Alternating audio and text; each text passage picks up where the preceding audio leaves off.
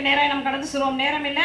வெளிப்படுத்தலின் விசேஷம் 21ஆம் அதிகாரத்துல 8ஆம் வசனம். சீக்கிரமாய் வாசிங்க. வெளிப்படுத்தலின் விசேஷம் 21ஆம் அதிகாரம் 8ஆம் வசனம். பயப்படுகிறவர்களோ, ஆவி விசுவாசிகளோ, அருவருப்பானவர்களோ, கொலை பாதகரோ, விபச்சாரக்காரரும், சூனியக்காரியரும், விக்கிரக ஆராதனைக்காரரும், பொய்யர் அனைவரும் பங்கடைவார்கள். கண்களை மூடி செபிப்போம். பரிசுத்தமுள்ள எங்க நல்ல பிதாவே, இந்த வார்த்தையின் மூலமா எங்களோடு கூட இடைபடுங்கப்பா. பரிசுத்தரே, உடைய வார்த்தை எங்களை உருவாக்கட்டும். ஆண்டவரே, வந்திருக்க பிள்ளைகளோடு பேசுங்கப்பா. உடைய கரம் பெரிய காரியங்களை செய்யட்டும்.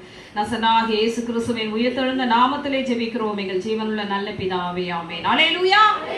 அன்பின் சீசனாகிய யோவானுக்கு பரிசுத்த ஆவியானவர் உயிர்த்தெழுந்த இயேசு கிறிஸ்து கடைசி காலத்திலே நடக்க போகிறவைகளை வெளிப்படுத்தல் விசேஷத்துல எழுதின தரிசனமாய் இவர் வெளிப்படுத்தக்காக 21ஆம் அதிகாரத்தை நீங்க வீட்டுல போய் வாசிங்க. எல்லாம் முடிஞ்சு முதல் வசனம் சொல்றது, பின்பு நான் புதிய வானத்தையும் புதிய பூமியையும் கண்டேன். முந்தின வானமும் முந்தின பூமியும் ஒழிந்து போயின, சமுத்திரமும் இல்லாமற் போயிடுச்சு. என்ன இல்ல? இன்னைக்கு 75% நம்ம உடம்புல தண்ணி இருக்கு. பூமியில எவ்வளவு இருக்கு தண்ணி? பாக்குற இடத்துல எல்லாம் தண்ணி தான். கவனிங்க, வசனம் சொல்லப்படுகிறது இங்கே யோவானுக்கு ஆண்டவர் வெளிப்படுத்தப்பட்ட காரியங்கள். யாரெல்லாம் இரண்டாம் மரணமாகிய அக்கினியும் கந்தகமும் எரிகிற கடலிலே பங்கடைவார்கள். இரண்டாம் மரணம்னா என்ன? முதல் மரணம் எல்லா மனுஷனுக்கும் முதல் மரணம் இருக்கு. முதல் மரணம் என்பது நம் சரீரத்துக்குரிய மரணம். மரணம் அடைஞ்சு தற்காலிகமாக அவங்க இயேசுவை ஏற்றுக்கொள்ளவில்லை என்றால் எங்க இருப்பாங்க? ஆமா, பாதாளம் என்ற ஒரு கொடி அறையிலே இருப்பார்கள். இயேசுவை ஏற்றுக்கொண்டவர்கள் பரதீஸ் அப்படின்னு சொல்லுகிற அந்த இடத்திலே இலைப்பாறுதலுக்குள்ளே இருப்பார்கள். நியாய தீர்ப்புக்கு பிறகு ஆண்டவர் என்ன பண்றாரு? இரண்டாவது ஒரு மரணம் வச்சிருக்காரு. அதுதான் என்ன பண்ணுவாங்க? நித்தியமாய் நித்திய காலமாய் அவர்கள் அந்த இடத்துக்கு போய் சேருவார்களாம். பயங்கரமான ஒரு மரணத்தின் ஒரு காரியம். அங்கே என்ன பண்ண முடியாது? ஒரு விடுதலையே இருக்க முடியாது. நித்திய காலம்னா என்ன அர்த்தம்? நித்தியம்னா என்ன? பெர்மனண்டா அந்த இடத்துல தான் இருப்பாங்க. அங்கிருந்து வெளியே வருகிறதுக்கான வாய்ப்பே இல்லை நியாய தீர்ப்புக்கு அப்புறம். அப்ப இதில் யார் இவர்கள் எல்லாம்? எப்படிப்பட்டவர்கள் இந்த இரண்டாம் மரணமாகிய அக்கினியும் கந்தகமும் எரிகிற கடலிலே பங்கடைவார்கள் என்றால் முதலாவது லிஸ்ட் போட்டிருக்காரு. பயப்படுகிறவர்கள் என்று சொல்லப்பட்டிருக்கிறது. ஒரு அலையிலே சொல்லுவோம், பயப்படுகிறவர்கள். எதற்கெடுத்தாலும் பயப்படுறாங்களா? அந்த பயம் கிடையாதுங்க. எதற்கெடுத்தாலும் பயப்படுது அது இல்லை, இருட்டுல போறதுக்கு அதெல்லாம் கிடையாது. இங்க சொல்லப்படுகிறது நீதிமொழிகளின் அதிகாரத்தை சீக்கிரமாய் திருப்புங்கள். 29ஆம் அதிகாரத்திலே 25ஆம் வசனத்தை சீக்கிரமாய் யாரவாசிங்க. நீதிமொழிகள் 29, 25. மனுஷனுக்கு பயப்படுகிற பயம் போதும். இங்க பயப்படுகிறவர்கள் என்று சொல்லப்பட்டவர் யார் என்றால் கர்த்தருக்கு பயப்படாம மனுஷனுக்கு பயப்படுவாங்க. மனுஷனுக்கு பயப்படுவாங்க. அதிகாரங்கள், நீங்க வேலை செய்கிற அதிகாரிகளுக்கு பயப்படணும். ஆனா அது எப்படி பயப்படணும்னா, நம்ம ஆண்டவர் இந்த இடத்துல உட்கார வச்சிருக்காரு அப்படின்னு சொல்லி அந்த அதிகாரிகளுக்கு கொஞ்சம் அப்படி பண்ணலாம். ஆனா சுத்தமா இங்க அநேகர் இன்னைக்கு எப்படி ஜீவிக்கிறார்களா? மனுஷர்களுக்கு பயப்படுகிறவர்களா இருக்கிறார்களா? யார் இந்த மனுஷர்களுக்கு பயப்படுகிறவர்? தாய் தன் பிள்ளையை பார்த்து பயப்படுறது, பிள்ளை தகப்படு தாய்க்கு பயப்படுது, அது வேற விஷயம். ஆனா இங்க எது எப்படி இருக்குன்னா, பயப்படுகிறது என்பது மனுஷனுக்கு பயப்படுகிற பயம் கண்ணியை வருவிக்கும். தேவனுக்கு பயப்படாதபடிக்கு மனுஷன் நாசில அதுதான் சொல்லப்பட்டிருக்கு. 118ஆம் சங்கீதத்தை நீங்கள் திருப்பிக் கொள்ளுங்கள். 118ஆம் சங்கீதத்துல நாசிலே சுவாசமுள்ள மனுஷனை நீ நம்புவதை பார்க்கலாம். கர்த்தர் பேர்ல எப்படி இருக்கணும்? கர்த்தர் பேர்ல பற்றுதலாய் இருக்கிறது உனக்கு நலம். நிறைய பேர் என்ன பண்ணாங்க? நாசிலே சுவாசமுள்ள மனுஷனுக்கு பயப்படுவார்களாம். அந்த வசனத்தை எடுங்க. 118ஆம் அதிகாரத்தை திருப்பிக் கொள்ளுவோம். 8ஆம் வசனம், மனுஷனை நம்புவதை பார்க்கலாம், கர்த்தர் பேர்ல எப்படி இருங்க. ஆமா, இதே மாதிரி மனுஷருக்கு இன்னைக்கு அநேகர் என்ன பண்ணுவாங்க? பயப்படுவாங்க. நம்மை உண்டாக்கின தேவன் இருக்கிறார், அவர் நம்மை நடத்துவார், அவர் நம்மை அழைத்தவர், உண்மையுள்ளவர் என்ற அந்த விசுவாசத்தினுடைய பாதைகள் இராதபடிக்கு எதற்கெடுத்தாலும் மனுஷருக்கு பயந்துட்டு இருக்கிற அந்த பயம் என்ன ஒரு நாள் அது கண்ணியை வருவிக்கிறதா இருக்கும். ஆனா சில பேர் என்ன பண்ணுவாங்க? கடன்காரர்களுக்கு பயப்படுவாங்க, அதுக்கப்புறம் லோன்காரங்களுக்கு பயப்படுவாங்க. இதனால எத்தனையோ பேர் என்ன பண்ணியிருக்கிறாங்க? இன்னைக்கு தற்கொலையில போயிருக்கிறாங்க. எது நிமித்தம் அந்த கடன் வந்தது? எது நிமித்தம் அந்த பாடு வந்தது? ஆண்டவர் ஏற்ற காலத்துல என்ன பண்ணுவாரு? வீடு கட்டணுமா, எதா இருந்தாலும் அவர் சொன்ன வார்த்தைகள் நிறைவேறும் காலம் வரைக்கும் காத்திருக்கும் பொழுது அங்கே எதுவுமே நமக்கு சம்பவிக்காது. ஆனால் சுய இச்சையோடு நம்ம ஒருவேளை அதை விரும்பி அதை செய்யும் பொழுது அங்க என்ன ஆகும்? பாடுகள் வரும், கண்ணிகள் வரும். கர்த்தருக்கு பயந்தவர்கள் என்ன பண்ணுவாங்க? செழிப்பா இருப்பார்கள். ஆண்டவர் அவர்களை மகிமையாய் நடத்துவார். இங்கே மனுஷனுக்கு பயப்படுகிற ஒரு பயம் இருக்கு பாருங்க.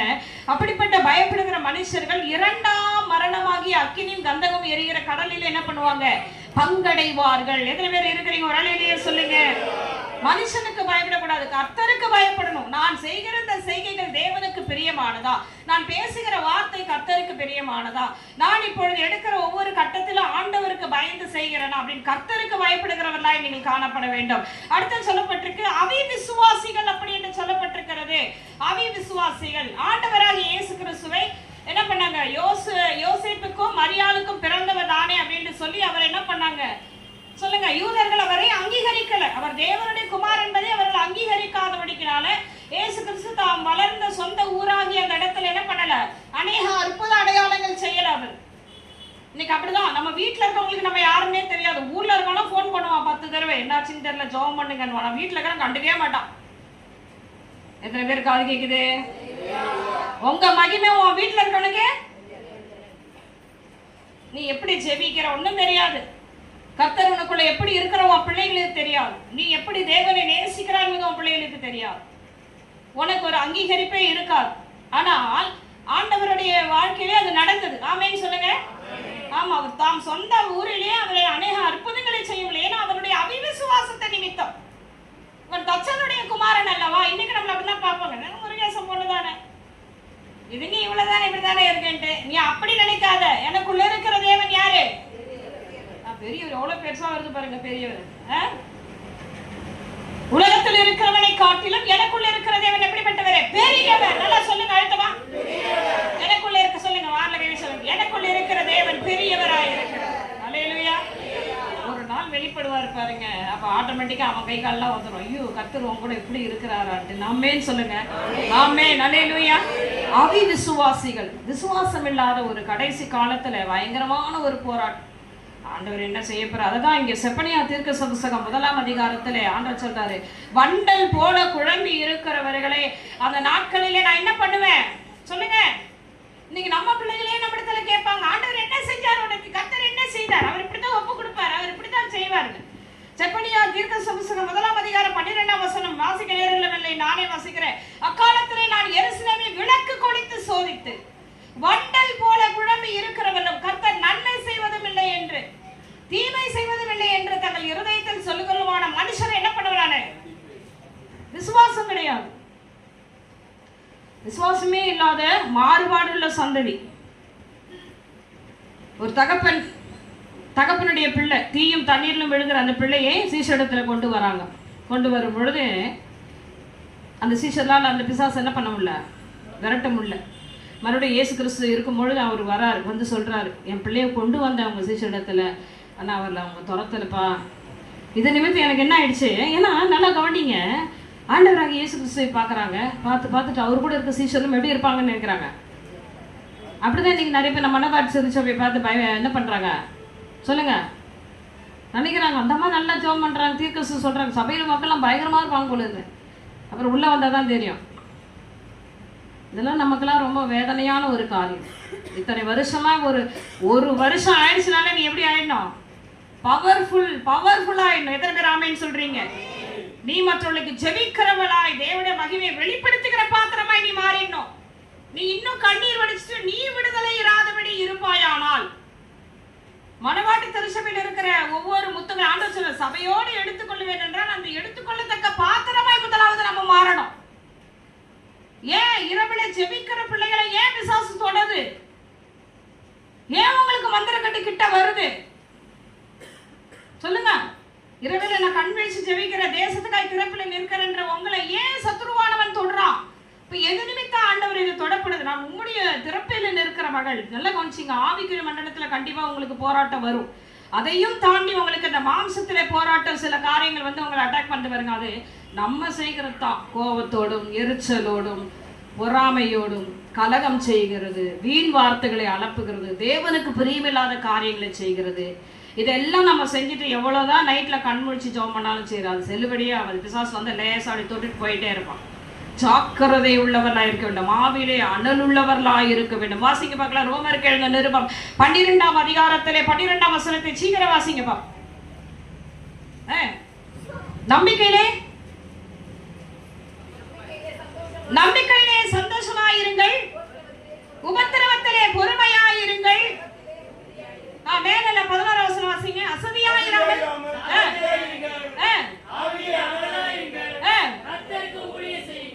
அசதியாயிராமல் ஜாக்கிரதையா இருங்க. அப்போ உன் குடும்பத்துல என்ன நடக்குது, பிள்ளைகளை என்ன கண்ணிகள் பிசாசுகள் பிள்ளைகளை தாக்குது என்பதை நீ என்ன பண்ணணும், உன் கண்களை விட்டு பார்த்துட்டே இருக்கணும். உன்னுடைய ஆவிக்குரிய கண்கள்ல பார்த்துட்டே இருக்கணும். வீட்டுல என்ன நடக்குது, என் குடும்பத்தை சுற்றில என்ன நடக்குது, எவைகள்லாம் தடையா இருக்கு, இதெல்லாம் பார்க்கணுங்க. நம்ம ஆண்டவர் வல்லமையின் கிரியைகளை கொடுத்திருக்கிறார். சும்மா நீங்க அவ்வளவு தூரம் இவ்வளவு தூரம் வர்றது பிரயோஜனம் கிடையாது. தேவ சமூகத்திலே நீங்கள் காத்திருக்கிறவர்களா இருக்கணும். ஆவிக்குரிய வாழ்க்கைக்குரியவர்களாய் மாறிடணும்.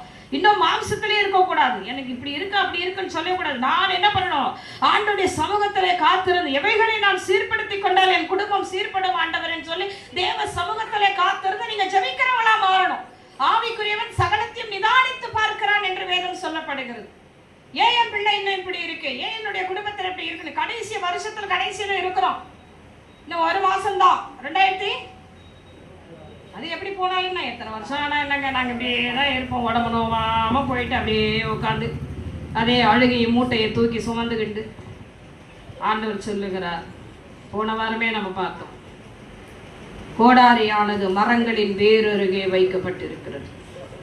மரத்தின் வேறு மரத்தினுடைய கிளையில வைக்கப்படல. எங்க இருக்குது ஆண்டவர் சொல்றார், வேரோட பிட்டிங்கி போட்டுருவேன், அது மறுபடியும் வரவே வர. நல்லா பாருங்க, ஒரு மரத்தை அந்த பாடி அந்த ஸ்டெம்ல வெட்டினா வந்துடும். ஆனா ஆண்டவர் என்ன பண்றாரு, வேரோட பிடிங்கிறார்.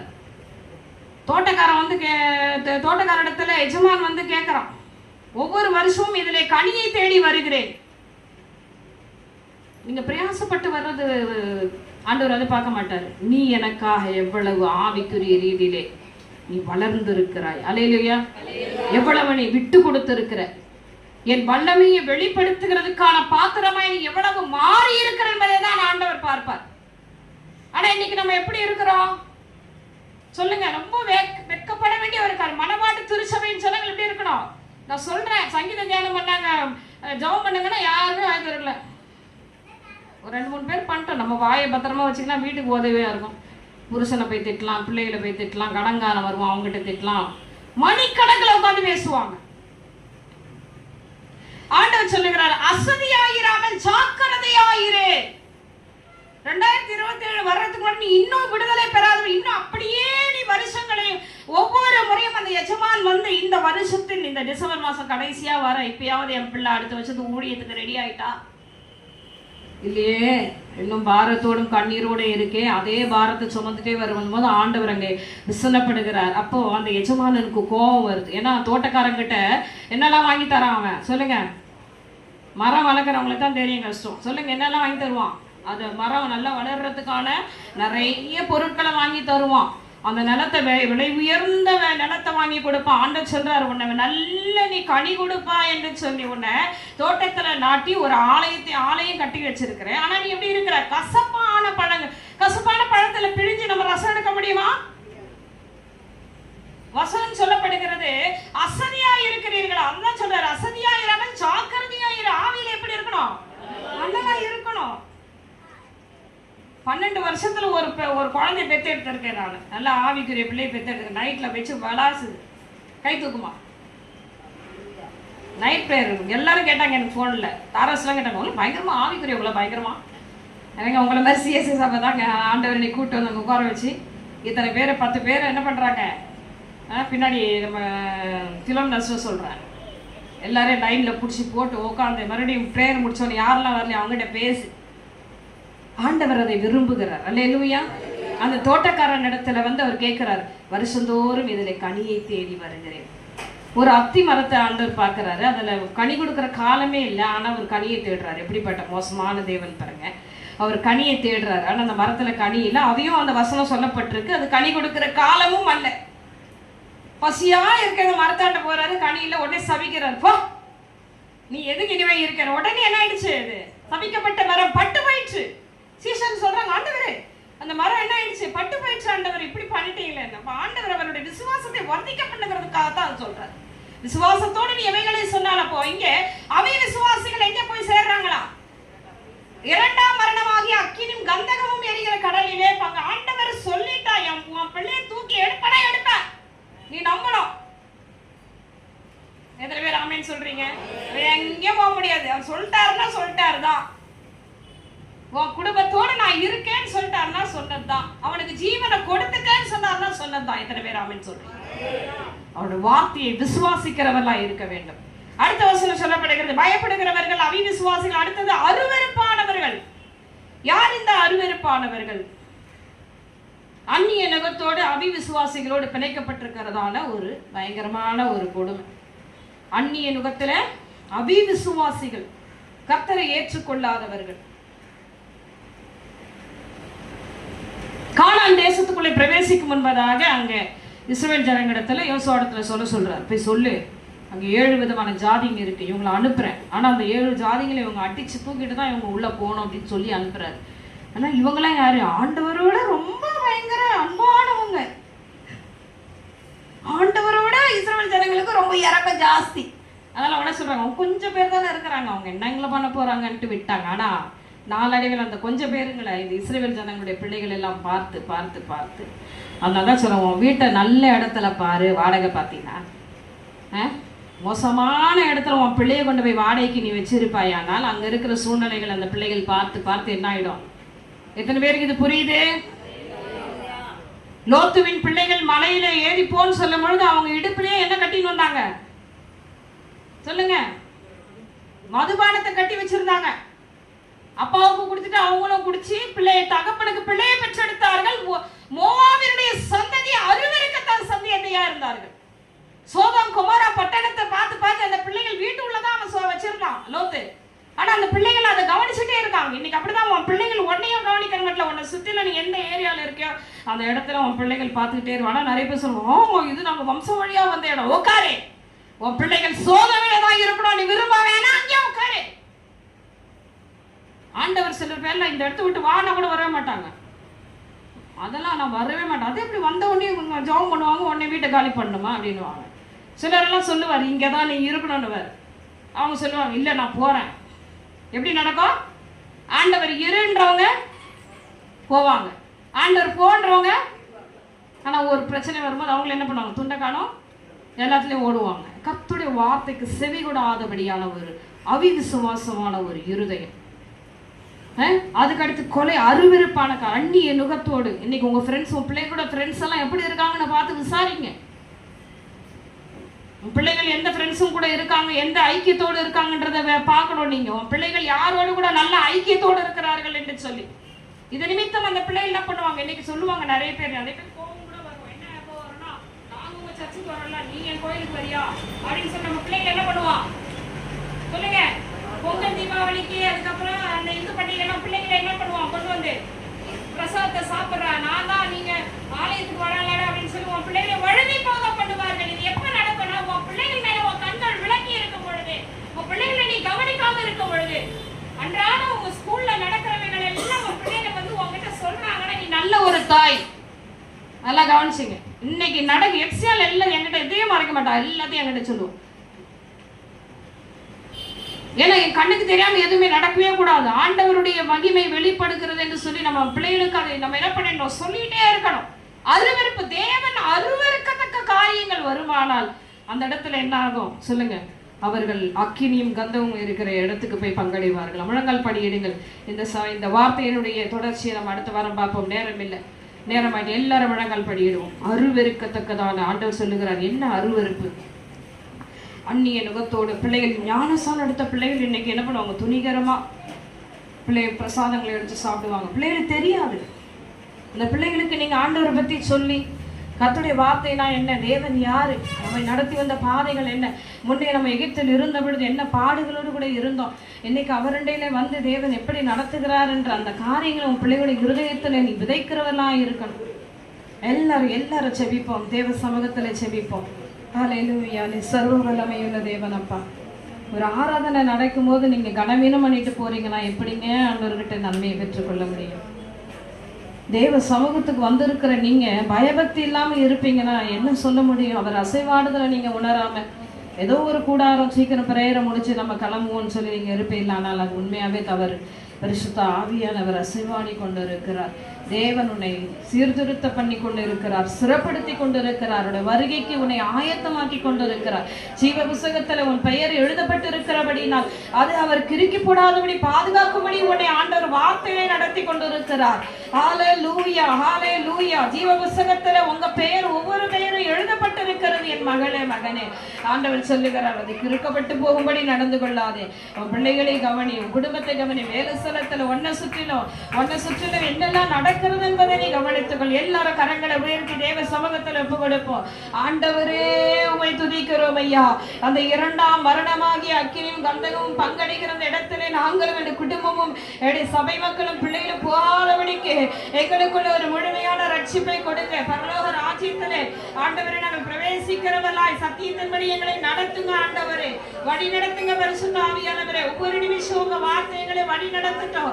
எங்களோட இடைவிடுங்க ராஜா. இந்த உலகத்திலே நாங்கள் கரைவிட்டு போகாதபடி ஜாக்கிரதையா இருக்கே. ஆவியானவர் எங்களை வழி நடத்துவீராக. ஹல்லேலூயா. எத்தனை பேர் ஆண்டவர் என்னோடு கூட பேசுகிறார் சொல்லி கரங்களை தட்டி கர்த்தருடைய நாமத்தை மேம்படுத்துவோம். எல்லாம் உற்சாகமாய் கரங்களை தட்டி thank you Jesus, thank you Holy Ghost. ரிவலதரவன சந்தரவலவரியா கரவலவா ரிவலதரவரியா கரவலவரியா கரவலவா சிவலவலவரியா கரவலவா ஓரியந்தரவலவரியா சிவலவலவரியா கரவலவா ஓமி மானாதே திவியோ கலாதே நிஷி கலவலவலவரவா ஓரியந்தரவலவா உரிமிக்கவனதோரிவினி கலாதி யந்தரவலவா ஜீசஸ் விமனித்தியாந்தரவலவா இருக்கிறவராகவே இருக்கிறேன் என்று சொல்லி மோசேக்கு முச்சடிலே தரிசனமானவர் இவர்கள் நடுவிலே பிரசன்னமாகிக் கொண்டிருக்கிறேன். என் ஜனமே, என் நாமம் தரிக்கப்பட்டவர்களே, இதோ என் வல்லமை மகிமை உங்களுக்காக இறங்கி வருகிறது. பெற்றுக் கொள்ளுங்கள். இதோ என் மகிமையின் பிரசன்னம் மரித்தவர்கள் சதா காலங்களிலும் உயிருள்ளவராய் இருக்கிறவர். ஓ என் வல்லமை, என் மகிமை ரீவாலாதுரவினி சந்தரவலவரியா கரவலவோ என் அக்கினிகள் நடுவிலே இறங்கி வருகிறது. என் நாமம் தரிக்கப்பட்டவர்களே, இதோ உங்கள் பலவீன கட்டுகளை நுகங்களை தேவன் அரைக்கிறேன். மரித்தவர்கள் சதா காலங்களிலும் உயிருள்ளவராயிருக்கிறேன்.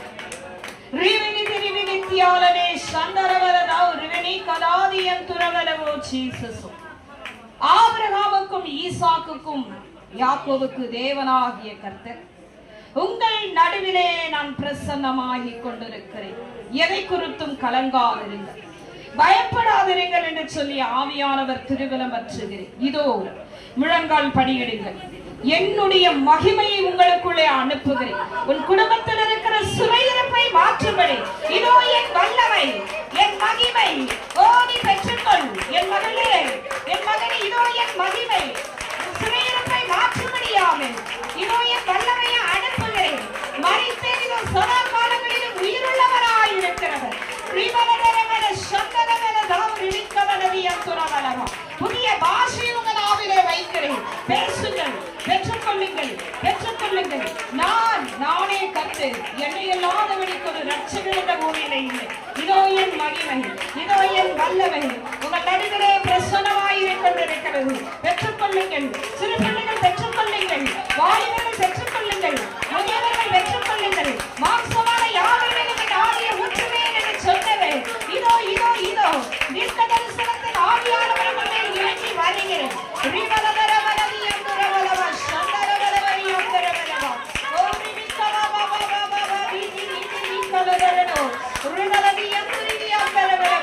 உங்கள் மரண கட்டுகளை உடைக்கிறேன். அநேகருக்கு மரண கண்ணிகள், இதோ அந்த மரண கண்ணிகளை தேவன் நிறுவனமாக்கி போடுகிறேன்.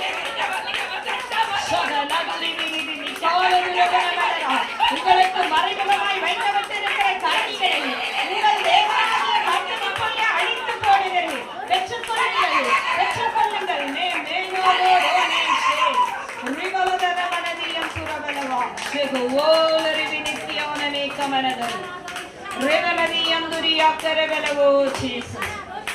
ஜாக்கிரதை உள்ளவர்களாயிருங்கள், பயப்படாதிருங்கள். உலகத்தின் முடிய பரிந்தும் சகல நாட்களிலும் நான் உங்களோடு கூட இருக்கிறேன் என்று சொன்னவர். இதுவரைக்கும் உங்களை தாங்கி நடத்தினவர் இனிமேலும் நடத்தும். சமாதானத்தோட கடந்து போங்கள். நடுவிலே நான் பெரிய காரியங்களை செய்வேன்.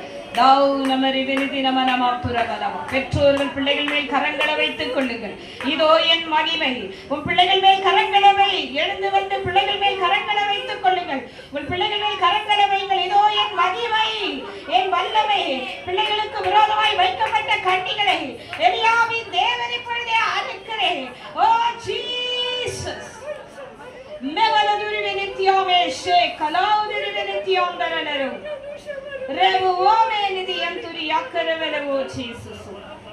கலங்காதே மகளே. பரிசுத்த ஆவியானவர் என் வார்த்தைக்கு வாஞ்சையாய் இருக்கிறாய்.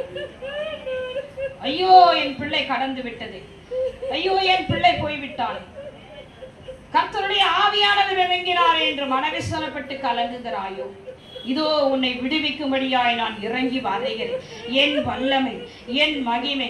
ஊழியர்கள் அவளிடத்திலே போங்கள், என் மகிமையை அனுப்புகிறேன். இந்த வேளையிலே அவளுக்கு விரோதமாய் வைக்கப்பட்ட மரண கண்ணீர் பரிசுத்த ஆவியானவர் உன்னை இறங்கி வருகிற மகளே, அக்கினியை அனுப்புகிறேன். ஓ ரீதலதரலரியம் துரவனோ சந்தரவலவரியா கரவலவா. இதோ என் வல்லமை, என் மகிமை. அவள் சிவசுவே கரங்களவை. இதோ என் மகிமை. மேவோ ரோதேனே சந்தரவரியா கரவலவா. உன் கண்களை குருட்டாட்டம் பிடிக்கும்படியாய் மரணத்தின் ஆவி உன்னோடு போராடி கொண்டிருக்கிறது. இதோ என் அக்கினி, என் அக்கினி, வழிபடத்தின் அக்கினியை அனுப்புகிறேன். ஜீசஸ். வித்னோஹாலேவே ரிபஹாவ் அஷே மெல்வோனதாரே அப்பேவி கலாவ் அரே ஷேகம் அந்துவானதேஹே நிவாலதே மிஷ்வா ஆப்ரேகா வாஷேவே உன்னிதி ஆனதி நகந்து ரஹாலே ஷேலோ. உன்னைக்கு ஆத்மாவை எடுத்துக்கொண்டு போகும்படியாய் மரணாவி உன்னோடு போராடி கொண்டிருக்கிறது மகள். இதோ என் அக்கினி, இதோ என் அக்கினி. உன் மரண கட்டுகளை தேவன் உடைக்க. ஜீசஸ்.